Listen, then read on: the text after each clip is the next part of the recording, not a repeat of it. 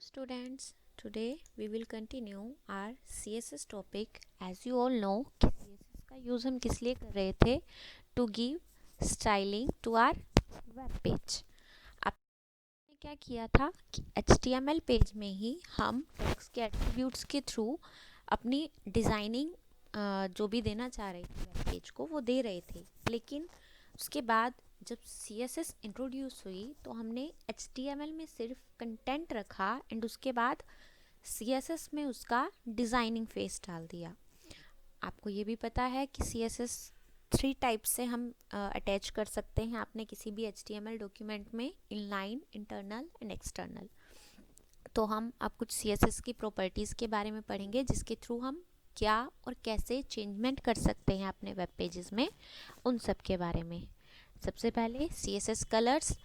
किसी भी कंटेंट का कलर चेंज करने के लिए आइदर इट इज़ फोरग्राउंड और बैकग्राउंड, मीन्स या तो फ़ॉन्ट कलर या फिर किसी भी चीज़ का बैकग्राउंड कलर, हम CSS की कलर प्रॉपर्टी को यूज़ करते हैं। आप सभी को पता है कि जब भी हमें CSS में कुछ डिफ़ाइन करना होता है तो हम क्या करते हैं, स्टाइल टैग के थ्रू उसको डिफ़ाइन करते हैं अगर हम इंटरनल कर रहे हैं तो, या फिर इनलाइन में भी हम डिफ़ाइन कर सकते हैं। तो नॉर्मली हमने क्या किया है, सेम वही HTML का एक डॉक्यूमेंट लिया है, इसमें स्टाइलिंग क्या दे दी है, बैकग्राउंड कलर। अब H1 की स्टाइलिंग हमने बैकग्राउंड कलर दिया है तो मीन्स सिर्फ H1 पे वो बैकग्राउंड कलर अप्लाई होगा जो हमने यहाँ पर दिया हुआ है। सेम ऐसे ही पैराग्राफ पे स्टाइलिंग दिया है बैकग्राउंड कलर का, एंड यहाँ पर हम यूज़ कर रहे हैं इनलाइन CSS, मीन्स जिस लाइन में हम स्टाइल दे रहे हैं, जो हमारी टैग्स हैं उन्हीं की लाइन में हम स्टाइलिंग भी हम दे रहे हैं। तो इसका रिजल्ट हमारे क्या आएगा, ये कि बैकग्राउंड कलर एक हमने ये दिया था एंड सेकंड बैकग्राउंड कलर हमने पैराग्राफ पे दिया था जो हमारे वेब पेज पे अप्लाई हो चुका है। टेक्स्ट कलर, अगर हमें टेक्स्ट कलर देना है तो हमें नॉर्मली कलर लिखना होगा। बैकग्राउंड करने के लिए हमें background dash colour then colour name, और सिर्फ कलर देना है तो colour then colon and then colour name. तो जो भी कलर हम यहाँ पे देंगे वो अप्लाई हो जाएगा हमारे फ़ॉन्ट पे। सेम ऐसे ही एक पैराग्राफ लिया है, सेम इनलाइन CSS का यूज़ करके, style, colour and then colour name.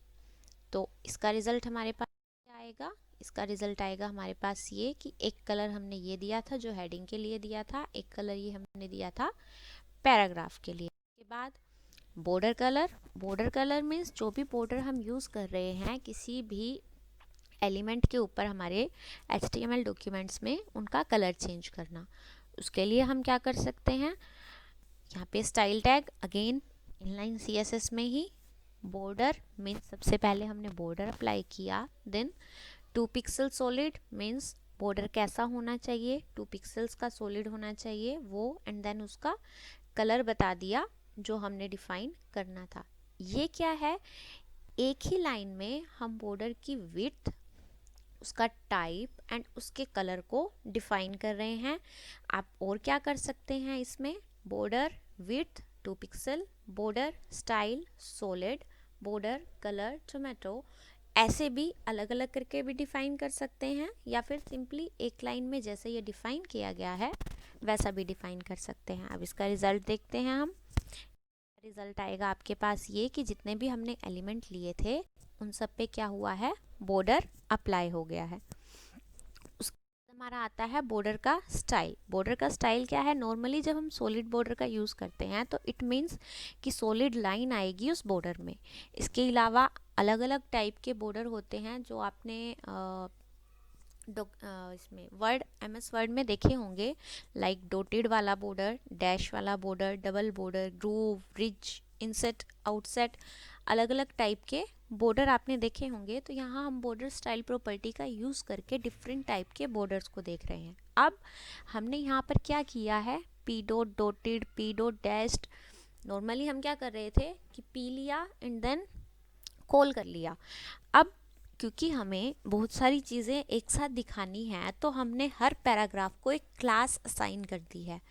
Class means क्या, कि वो इस क्लास को बिलोंग करेगा और जब भी हमें इसको कॉल करना होगा तो we have to call it with the dot operator. P dot dotted means कि हम इस क्लास को कॉल कर रहे हैं, इसके ऊपर काम कर रहे हैं। p डॉट डैश्ड मीन्स इस वाली क्लास को हम कॉल कर रहे हैं। जैसे हमने आईडी का यूज़ किया था, हैशटैग आईडी दे रहे थे हम कि आईडी किसी चीज़ को प्रोवाइड करवाई, देन उसको कॉल किया जब हम इंटरनल लिंकिंग कर रहे थे। अब यहाँ पर क्या कर रहे हैं हम, यहाँ पर हम इसको क्लास नेम दे रहे हैं और उस क्लास नेम के थ्रू यहाँ पर उसकी प्रॉपर्टी सेट कर रहे हैं। और क्लास नेम के थ्रू जब भी हमें प्रॉपर्टी सेट करनी हो तो हमें डॉट ऑपरेटर का यूज़ करना पड़ता है। तो सिंपली यहाँ पर हमने हर पैराग्राफ को एक क्लास दी हुई है एंड देन उस क्लास नेम से यहाँ पर उसको कॉल किया हुआ है।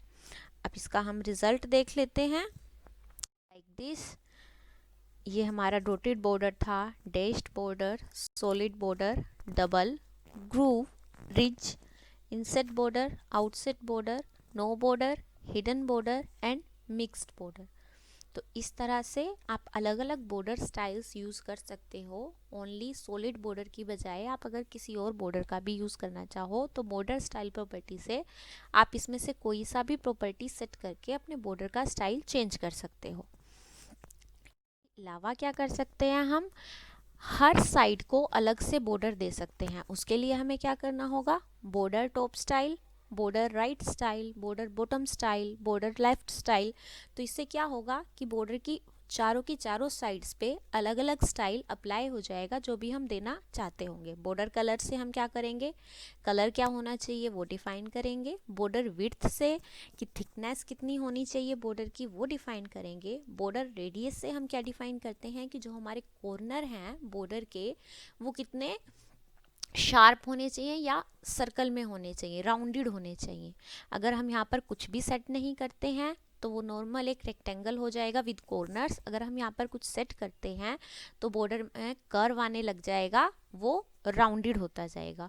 तो इस तरह से ये अलग अलग प्रॉपर्टीज़ हैं बॉर्डर की जिनका यूज़ करके हम बॉर्डर के डिफरेंट प्रॉपर्टीज़ को सेट करते हैं। अब इसका रिजल्ट देखते हैं हमने क्या किया था, अपर एंड डाउन वाला डॉटेड बॉर्डर लिया था एंड साइड वाला लिया था हमने सॉलिड बॉर्डर।